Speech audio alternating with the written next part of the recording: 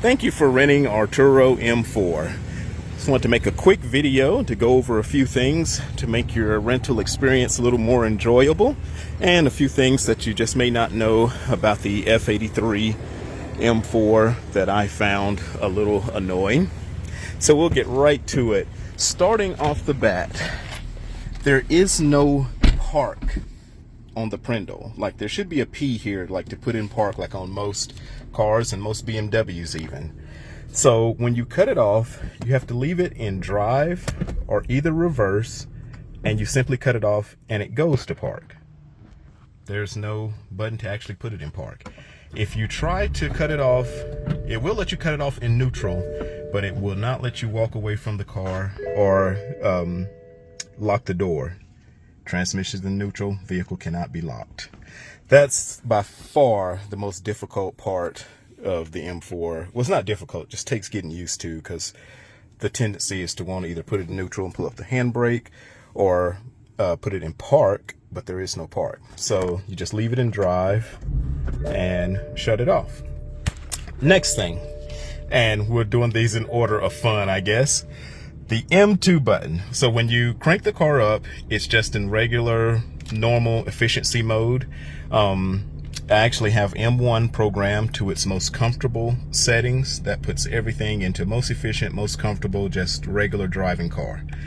The reason you rented an M4 is for the M2. You press M2, it opens the valves, put everything in it to its most aggressive setting, and you are off and ready to go. That's the M4 experience. Do not cut off the traction control. Do not change any other parameters. M2 is set up for the safest, livest experience. You can have plenty of fun with the car without changing anything else. And I frankly do not want anything else changed. I just recently had to implement this rule because 2 people out of 22 renters just took advantage of the car, ruined a brand new set of Michelin tires. $942, 2 for the back cost me, just replaced. At any rate, the car has launch control. It will launch much faster than, like, burnouts are not necessary. Do not do a burnout. I measure the tread depth on every rental, before and after every rental. I just don't want to beat a dead horse, but 2 people just made it difficult for everybody. So if you want to have fun, press the M2. Your heads-up display changes, and you can either use the paddle shifters or it will shift sequentially for you. Next thing, feel free to put your phone or Bluetooth into it. The other reason that you rented the F83 in particular is the convertible top. So when letting up and down the convertible top, the first thing you want to make sure that you're on flat ground and that the car is stopped. Do not operate the top if the car is in motion. Secondly, the trunk partition has to be down. It has to be connected into those 2 little clamps. If you want to use all the luggage space, you can. You just can't put the top down when all the luggage space is being used. Anything that you want to store in the trunk with the top down has to fit under the luggage partition, and you can't have anything on either side. So once you have that out of the way, you then can drop the top with this little button, and it automatically does its thing, going into the trunk. And it normally takes about 15 seconds. I have done this at traffic lights before, but it's kind of tricky just depending on how long the traffic light is. It will pop up on the screen. Retractable top movement complete. When it does that, you're done. To put it back up, you use the same button and you hold it up. While we're here, these 2 buttons are your ventilated seats. They blow nice cooling air from the neck scarf. Not ventilated seats, it's called a neck scarf. I'm sorry, I'm still getting used to some of this. Had the car about 6 months, and I'm from the E93 generation, and I'm just learning. Dual climate controls, heated seats, dual heated seats.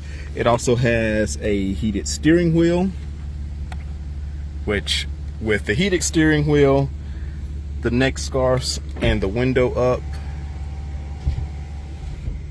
it's virtually no air in the cabin. It feels really nice. I've had the top down like this in 30-degree weather.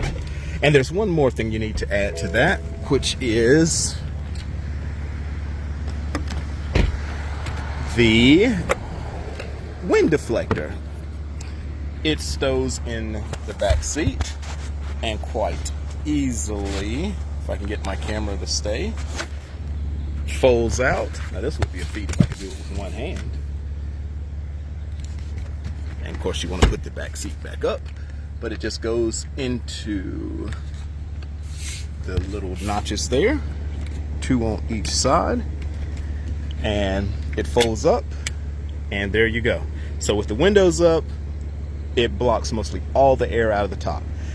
When you have the windows down, if you don't want it up, just fold it back like that. It doesn't hit the top or anything. If you don't need the back seats, you could just leave it right there. If you do need the back seats, quick fold, press of the button here, and it stows away right in the back seats, nice and neat.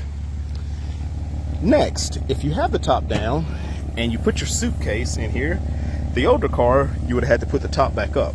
This one has this nice little feature where you lift here, the entire roof assembly lifts up, and then you can lift the partition and get your belongings or your suitcase or your golf bag or whatnot out. It will not go down without the top partition down. That's the main thing. The top partition has to be down. Then you just push it back down. It all comes down, and it will light up green once it's complete. The trunk does have an easy close feature. You just hit it right there, and it pulls itself down. I think that's about all for it. Everything else is pretty straightforward. Putting the top back up, you just hold the button until it says complete. It comes right back up. Any questions? I'm available 24/7 via cell, text, or call 828-423-4795. I really hope you enjoy our Turo M4 and that we are able to continue renting it out. Because on sunny, nice days when I should be working, renting the M4 allows me to continue working and not be distracted. And see, like right now, I have to put it into drive in order to cut it off. And not be distracted by wanting to go out and drive the parkway. So, this is the end of Mitch Drive Turo M4 how-to video.